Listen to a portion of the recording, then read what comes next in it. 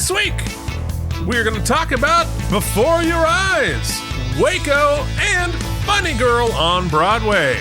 And now your host, Michael Indiglio. What's up, team? Welcome to K&M Geekly. Just a sneak peek at two geeks talking about some of the things, getting them through their week, got them through last week. Welcome to spring officially. Welcome back. Baseball starts this week. Players dropping like flies already. Welcome back Broadway, firing on all cylinders. Keith's going to talk about that. I got some more TV to talk about. I've got MLB The Show, which is a yearly, it looks like you get your new Madden, you get your new ice hockey, NHL hockey game every year. I get MLB The Show welcomes. That's my spring tradition. But I was playing something else this week I want to talk about. All kinds of cool stuff. Keith, my friend, how you doing this week? I'm doing good. Had a really good evening last night in the theater. I felt very fancy. It was nice. Had good commutes in and out of the city. That's always the biggest. Yeah. That's the biggest factor in all of these things. And it's our third and a half episode that we've taped today. So yeah, we're going strong. It's a lot. But we're here. I hope you guys have enjoyed. So this week you probably would have seen some of our customs. We saw customs, yes. And we got some. What a great toys episode for you next week. But before we get into the main content, let's just do a quick thank you. People we always appreciate, and of course, yeah. He doesn't have the slide because it's the one thing. Well, I'll tell you. See, while you do that, I'll say we are thanking our patrons, who you can join at patreon.com/K&M. That's true. There's a link right down below you there if you would like to join them and get all sorts of bonus materials. If that's too much commitment, and Lord knows, I understand. I don't like committing to much of anything. You can also just give us a little tip on the thank you button below here on the YouTubes. Mike, who's patroning our patrons? Oh, well, you can get yourself some pips if you pip and pop. You got Brian Kaufman, Casey Clark, Bren Joshua, Andrew Hayes, Jorge Navoa, and the mysterious Worf's Boot Shivs, Richard Coleman, Charles Babbage, who pipped and popped his way into the second tier, CRM Productions, Nicolay, at Grim_Toys, Delusions at Noon. Join that team. You know you want to. Patreon.com/K&M. Yes. And one of the bonus features they're going to be able to watch is Mike playing one of the games he's going to talk about today. Yeah, so I've been wanting... That's a great place to start, Keith. Why don't we start just there? And see, that's what we call that, a professional production segue. It's less professional when you point out what you're doing, but you broke the fourth wall of our segue. Yeah, well, that's, it's our team. We share, Keith. We're honest. We're nothing if not honest. We're alive! So, yeah, hello? CEO Jen is here, folks. What's up, Jen? Come on, she wants... Hi, Jen. None of that. You got hit in the head with the hat. It didn't work. It's a new hat. Romance. I love you too, honey. She picked up my toy for me while we were doing our show, Keith. You don't deserve her. Anyway, so I have, Steam is your online library of smaller games. I mean, you can buy big games on it, but I generally purchase your bigger games on the consoles or for your PC or whatnot. But I have some of my smaller indie titles that I want to play, point-and-click adventure games, more abstract things I've heard people say are great. And this happens to a lot of people, Steam creep. You'd start download, you have 100 games on your Steam library, you don't play them because you're playing the other big stuff. So last night was an interesting evening. I got done work a little bit early. I had gone for a run. I was feeling pretty good. I wanted to do something, but I didn't just feel like crashing on the couch and watching TV again. So I decided to pick up this game I keep hearing about. I've heard, and every time they talk about it on a podcast or something I listen to a person, I have to turn it off real quick because the one thing they say going in, don't know anything about the plot. Go in as unsullied as possible. But I knew the general conceit of the game. So I want to go ahead and pop it on. There's a game called Before Your Eyes. And it's a pretty simple little Steam game. And the the sort of conceit, Keith, the gimmick, if you will, and it does sound like a gimmick, is that the controller interface is your eyeballs. So, rather than click a button, certain screens advance, or there are certain little things you accomplish by blinking your eyes. And you set up your webcam, you configure your webcam. So it is watching. They do a whole calibration, yeah. So it's available on mobile through Netflix Games. So if you have a Netflix account, you already own this game. It's free. Oh, how about that? So you can do it mobile, you can play it on Steam, and I believe it's now available in PSVR 2.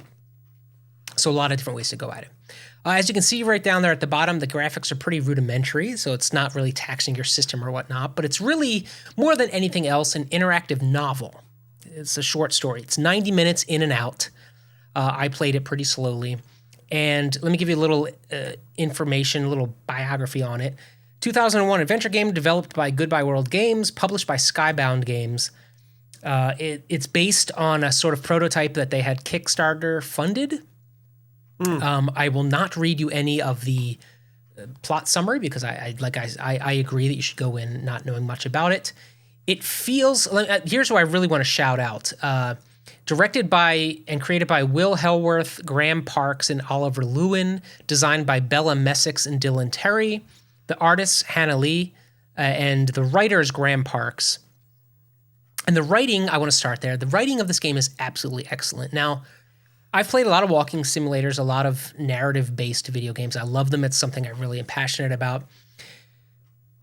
And on the face of it, within the first 5 minutes of this game, it definitely feels like it's a gimmick, right? Like, oh, it's a little on the nose. Life goes by in the blink of an eye. I'm blinking. I get it, right? And that was my attitude. And I was like, I can't believe all these people sung its praises. The game does, let me see if I can explain this. So you know how, Keith, I talked about this on the stream I did. You know how in the theater, when you're trying to act a song, the song's not always about you, right? It's not all of us have written autobiographical musicals, semi-autobiographical musicals like you have, Keith. Sometimes the character, you don't have a touchstone. And so an exercise I do, a lot of performers do, is you take line by line the lyric of a song and you try to find specific emotional memories or touchstones in your life or your past that kind of relate to each lyric so that when you are delivering the song, there is an authenticity in your emotional connection. As this game is playing out, the writing is so specific as to this character that you are inhabiting, actually, is so specific, yet broad enough that in each of the memories they're having, there are touchstones to things you recall. So it starts, this character is reliving some of his earliest childhood memories on a beach with his mom. Now, we all have somewhere in our brains an experience on the beach with someone we love, be it your mom, whomever, some of those first early innocent memories. And so you start to connect a lot of those memories. And as the game goes, it stops being connective tissue, and before you know it, you are this person, this character. It is become you, and you're telling that story. And the way the narrative is set up is you are recanting your life story. Clearly, it starts sort of in this afterlife type of thing. You're recanting the story of your life. Retelling. And at moments, the story, like the narrative beat of the moment is complete, and yet you can exist in that moment because it's a memory. So you can exist in it for as long as you want, right? So you can hear additional dialogue. You can hear your parents talking. You can hear different things. But the second you blink, we snap forward. It's over. It's gone. Oh, crazy. So there are bits of the story that I saw you won't see, or because So if you get like something stuck in your eye, like the game's only 45 or seconds if you're like long. me and the second something tells you it's watching you blink, I become hypersensitive and I have to blink all the time, which I believe is probably by design. Now, probably built in. They probably are calibrated for that. So I'll only say this. There is a Shyamalanian-esque twist at the end. It's not like a huge revelation, but I will say that the narrative as it's set out is not as on the nose that it first appears. So the writing is beautiful. The music, the scoring is beautiful. As you've teased, I just didn't think it was going to hit me as hard because I'd heard some people, but by the end, I am a blubbering mess. Mm-hmm. It is about all of the things, right? It's kind of what I've loved about good storytelling is it can be so specific, so about something that it's about everything. And this knocks it out of the park. And it's paced perfectly. It is 90 minutes, right? But at no point do you feel like it's rushed. At no point do you feel like it's overstaying its welcome. It's a game that it never overstays its welcome. I couldn't tell you how much it cost because I own it already through Netflix. So it's clearly affordable. Most of us have Netflix subscriptions. But even if you didn't and it was a full-price game, I would say $25, $30. Totally worth a buy, a recommend. And if you head on over to patreon.com/KandM, you don't even have to give us any money. I said it public. You just have to visit. Just visit our page and to say thank you. You can watch me play this game in its entirety. If you don't feel like sitting through it or you don't have a Blinky Blink device or you don't have a Netflix account, take the ride with me. It's available, patreon.com/KandM. Keith, really loved it. CEO Jen's going to play it because it's that moving. It really was special. Great game. Cool. I love the sort of new technology way to tell stories. Yeah. Right, because the idea of like you turn the page when you blink, like that's really fascinating. It's creepy that it's watching me, but it is fascinating that you're able to take a technological advancement, take a little thing there, and make it a part of the storytelling. Mm-hmm. It's not a gimmick where it's like, oh, I shoot the lasers when I blink, right? It tells an emotional narrative story with that interesting piece of technology. Yeah, it could easily be as accomplished. You could just be clicking. It doesn't need that. It's ostensibly just a click, but I think that it's more saying something than it is trying to prove any sort of radical. It's a metaphor. Right. It's a metaphor. It's one of the many metaphors. The whole game is a allegory. Anyhow, fascinating. Really, when I'm it. not in a place of existential crisis already, maybe I'll watch it. Well, and I should say it's not just about the emotional things. It's also about what is art. What is if you are an artist but don't fulfill your potential or don't do that one great work of genius or whatnot. What was it worth it? So it's specifically designed to ruin me? It is definitely in our lane. I'll say that, Keith. It's definitely in our lane. Okay. Well, speaking of in our lane. I'm never play this ever. Speaking of in our lane, perhaps we should discuss. Last night, I went to go see Funny Girl on Broadway at the August Wilson Theater.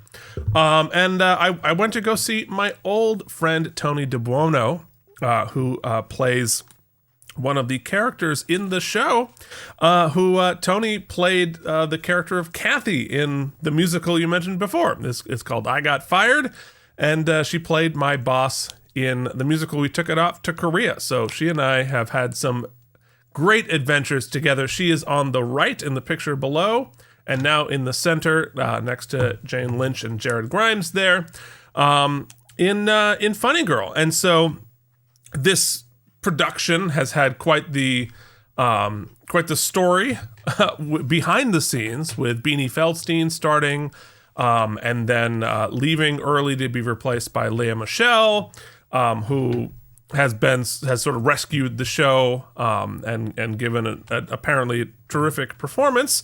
I saw Julie Benko, who performs every Thursday and was Beanie's first replacement, and I'm glad that I did. Yeah, this is this is sort of the story behind the story, is Julie Benko.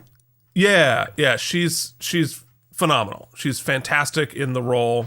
She's funny. She sings it beautifully. She acts it beautifully. The production, I think people were sort of meh about until the cast changeover. I really liked it. I thought it was an excellent production. Performances were great. The score's beautiful. It's an old timey show, right? Mm-hmm. It's a really old school. It was a Barbra Streisand vehicle that sort of put her on the map way back when. So it's the first time it's been revived since Barbra Streisand did it. And I think Tony was hilarious and wonderful, and all of Jared was amazing. But I think what was fascinating about this musical, as this old timey, it's based on a true story about Fanny Brice, who was a vaudeville comedian who became a big star, but was sort of a it's Funny Girl, right? Not Pretty Girl. Like the story is she was hilarious, but not conventionally attractive. And what kind of a love story would she have in this world?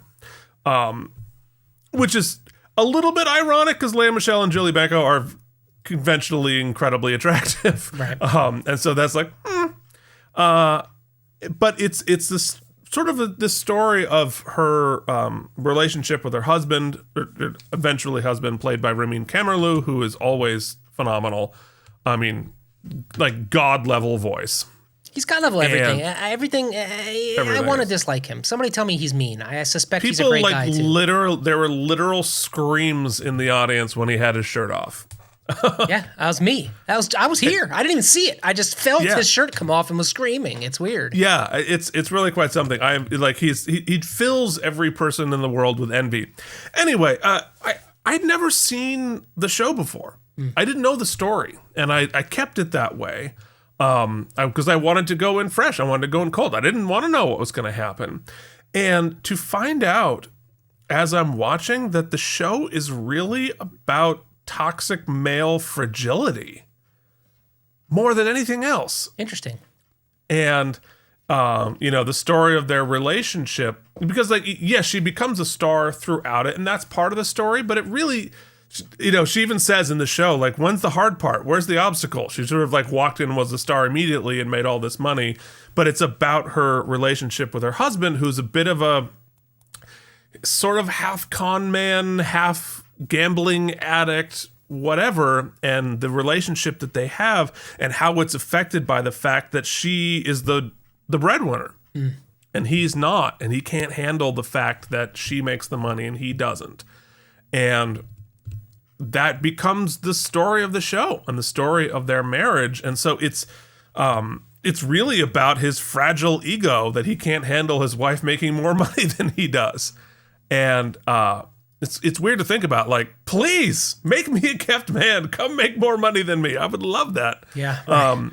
But but in this situation, like that's a whole thing. And I think Harvey Fierstein did another pass at the book to try to update it a little bit, but I still, at the end, I wasn't quite sure what the show's trying to say, because in the final scene, she's like, all of these consequences have happened, and they get back, they're together in the final scene. She's like, all right, I will give up my career to make you happy. I will do anything to make you happy. And I'm like, is that really what? That does not leave that character in a great place of strength, and it was, I don't know.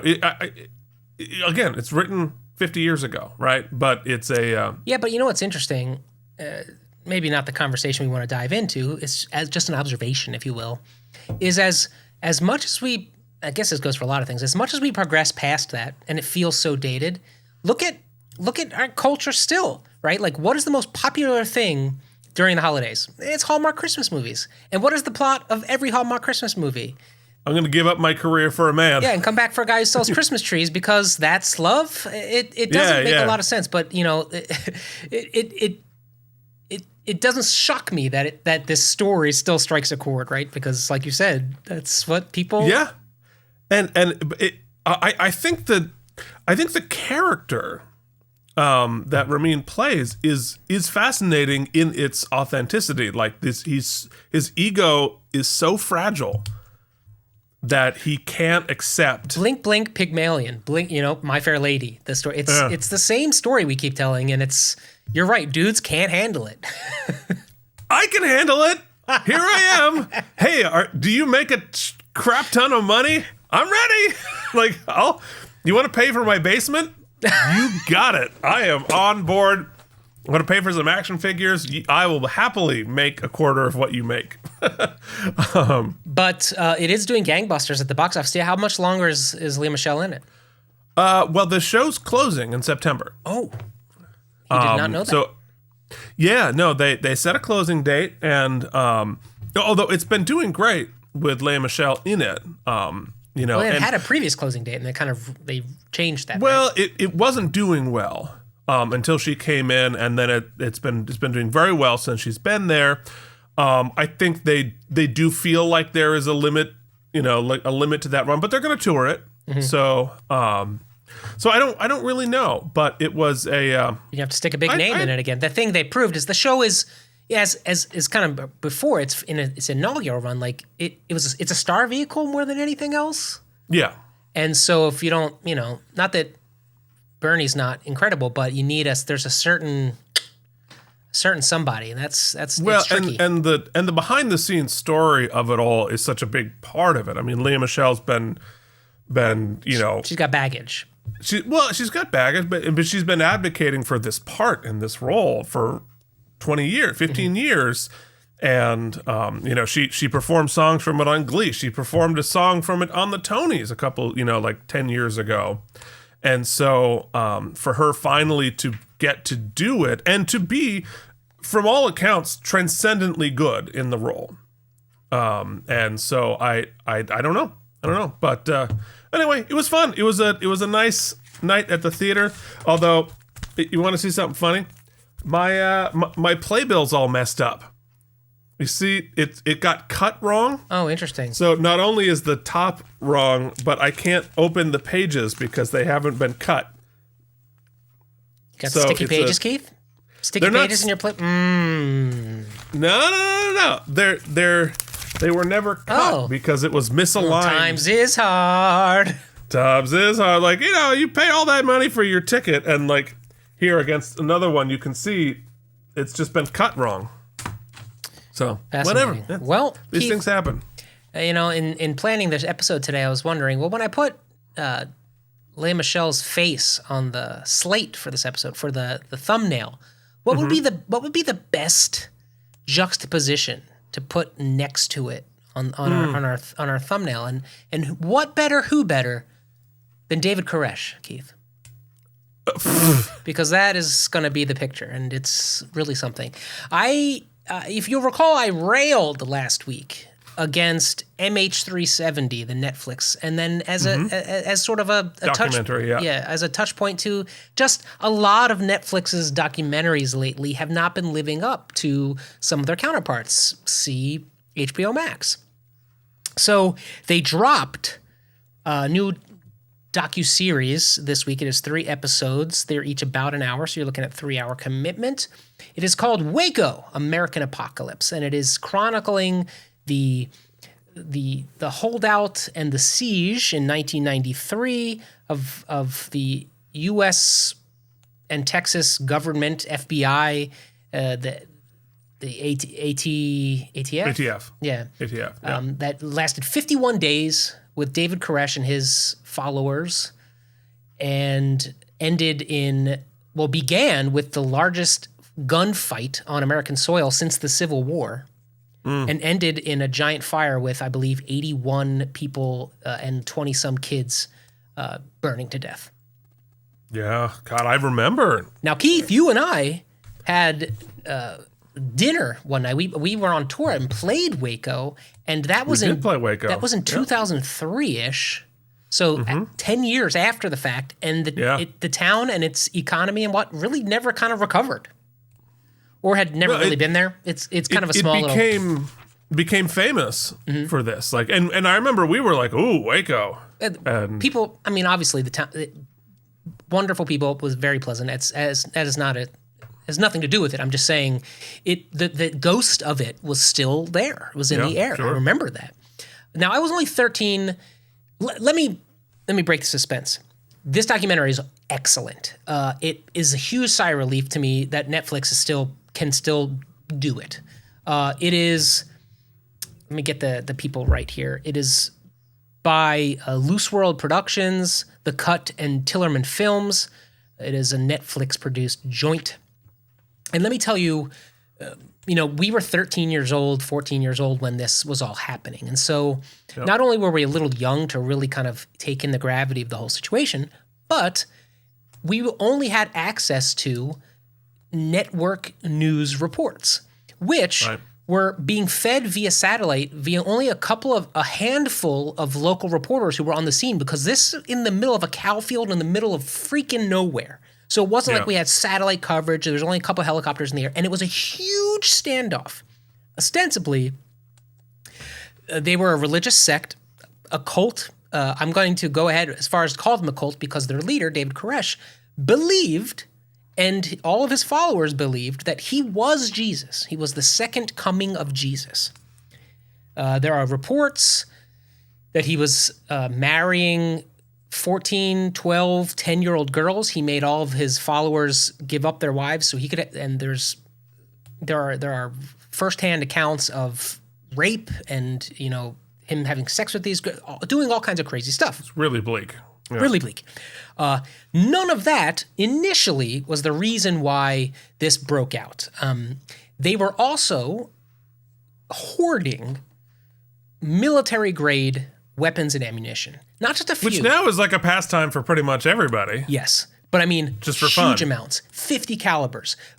Armor-piercing, things that could pierce tanks, like huge amounts of things. Now, rather than arrest him, they decided to go in like kind of Blitzkrieg style. The ATF went in with a huge amount of guys, served a search warrant. He asked them to leave. They said, we got a search warrant. And then this is one part that is a little muddy. There are reports of who started the firefight, but regardless, like a 45-minute firefight took off, huge, the biggest since the Civil War, leaving 4 federal officers dead. At that point, the FBI comes in and puts out their Green Berets. I forget what the FBI's sort of the hostage rescue. There's task force something. Yeah. They had their mission, which was get the guys who killed our agents. And then there was the negotiators who were trying to negotiate a surrender and the release of women and children. Okay. Unfortunately, they were not working in tandem.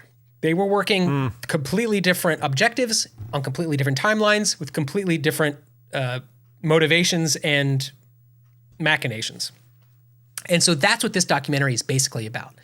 They chronicle the entire standoff, and what's awesome about it is they do very, very little narration. It is all told point of view from actual Branch Davidian survivors who were there on the inside, actual federal agents, and actual hostage negotiators. So all 3 of the main players all telling the narrative in real time, juxtaposed with one another. There is a very limited amount of editorial planting your flag in any one of these stakes. They agree that mistakes were made. They don't call Koresh a good guy. They do show footage of videotapes he was releasing and audio conversations he was having with the hostage people of him relatively acting rationally, at least, within the confines of this very irrational situation. So he wasn't just a complete psychopath lunatic who was just like, let's burn it all down. Now, as we all know, it all gets burned down. Spoiler alert. A lot of people die. And a lot of the things I find fascinating, I think all of the documentary, the first person footage, evidence-based stuff is just juicy. I mean, it is the way to tell stories, the best. It's all this context we didn't have, and the interviews with the Branch Davidians are the cherry on top, because some of them, many of them that they interview in this piece, are still tied to that belief or in process of trying to let it go. And it is that, so the scary... Still deprogramming 30 years later. The scary sort of pull. If they're still 30 years later feeling this, it's completely obvious why they would let themselves and their children burn to death.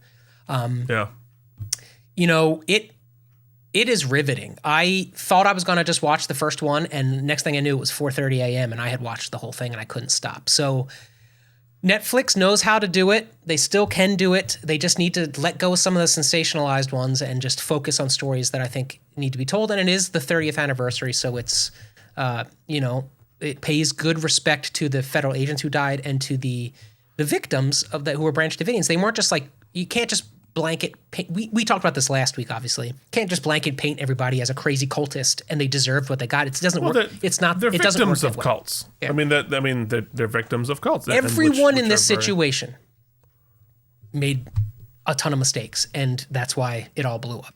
Yeah, which is it's just interesting because you talk about our awareness of it back in '93 while it was happening, and that our only source was the evening news.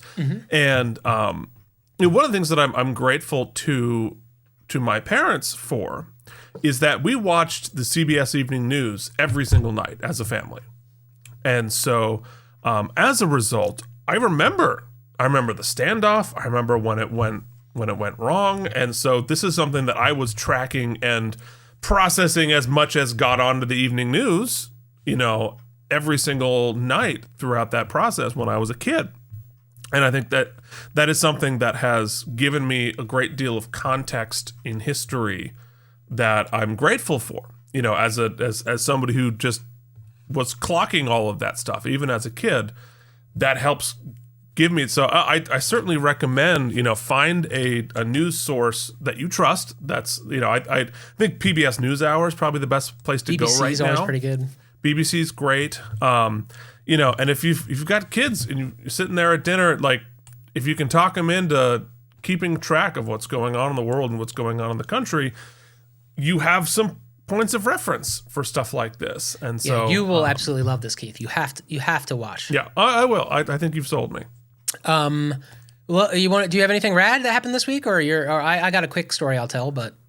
Oh yeah, you tell the story. I'll try to think of something. Okay, cool. So just real quick, I want to say that a week or two ago was the Academy Awards. Watched them. They were actually pretty good this year. I think they were able to regain some semblance of non-insanity. And I was kind of happy that the movie I had pitched so hard, I think on one of the inaugural episodes of this, if not on one of our podcasts, Everything Everywhere All at Once, took home Best Picture and all these things. And he also won Best Actor, and he hasn't really had a breakout role since Indiana Jones. And he gave this, riveting speech that you hear often from actors about how, don't give up on your dreams.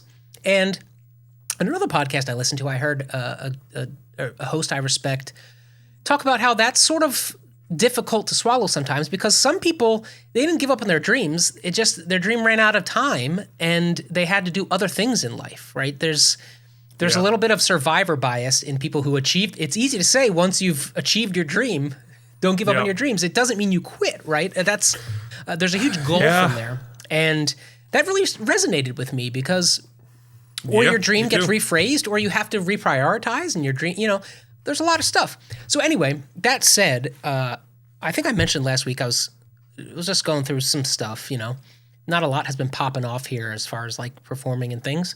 And it was a springy day a couple days ago, and I was on a jog, and for no reason other than just endorphins or physical, whatever, it popped in my head. Oh, I saw two people walking their dog, and me and Jen were going to meet to have dinner, and we had filmed a show or something, and I just remember, I thought to myself, you know what? This is enough. This is okay. If nothing were to change or move or anything else, this is all right. What I have, who I am, what's going on is enough. Anything else could be icing, or that doesn't mean I don't have the door open for other adventures, but everybody, you're doing all right. You know what I mean? You're giving it your go. Things are what they are. I champion you in all of your pursuits, everybody, but just give yourself a little break, take a breath, and realize, okay, things are okay. This is enough. I'm doing okay. I'm in a safe place, hopefully. Yeah, it's funny. That's a really good segue to sort of. I think what made me is that really true? Okay, so we talk about following our dreams and trying to get out there and make whatever. And what is enough, right? So a couple of years ago, I put out I put out an album, right? And nobody gave the tiniest crap. Oh, that's right? Good. Yeah, makes sense. Nobody bought it. Nobody listens to it. I listened to it. You did. No, you were one of the few. I like it. I have it on my mix, and some of our listeners, I'm sure we pimp it on the show. But I know that's not the point you're making. So I'll let you make it. The point I'm making is that, like, I see the data. I actually know how many people are whatever. And so every week I get a just peel behind the curtain, folks. I get a weekly recap from Apple Music of what people, how many people are listening and how, what are they listening to on the album, right? And to be perfectly frank, most weeks, nobody. Mm-hmm. Nobody's listening to anything. However, there is one person in a city called Manama, who I believe is in Bahrain, right? And who listens to a song on the album called Till Then the Darkness, which is not designed to be like the big hit of the album. But because nobody watches, every time this person listens to that song, you get a ping? I freaking know about it. That's pretty awesome. I get it in the email, and this person has listened to this song like almost every week, almost every other week since I released the album. So to this one person on the other side of the world, who I obviously don't know, this song means something, right? Or I don't know what it is. And so, like, I think about, every time I say this, I think, who is this? Why do they listen to this song? What does it mean to them? And that's kind of cool. Let me tell you this real quick. Thrilled by that. I did a production of the last 5 years, and I remember thinking at the time, that one of the things I love about that score is the cello. The cello part in that score is just amazing. And we had this amazing cello player, Caitlin, I believe her name was, who we were like, we became buddies only because you like talked to the pit during tech or whatever, but that's about all I knew of her. But I remember I loved her playing. And years later, I found out she had a band called Oliver the Crow. It's her playing cello and her husband or fiance who plays fiddle, and she sings as well. And I just, I downloaded their album, same thing, self-released album. And there's one song on that. It's all lovely, but there's one song on that album called Grace that we'll put it in our show notes as well, along with Keith's album, which you can also find on his website. All of our stuff is here.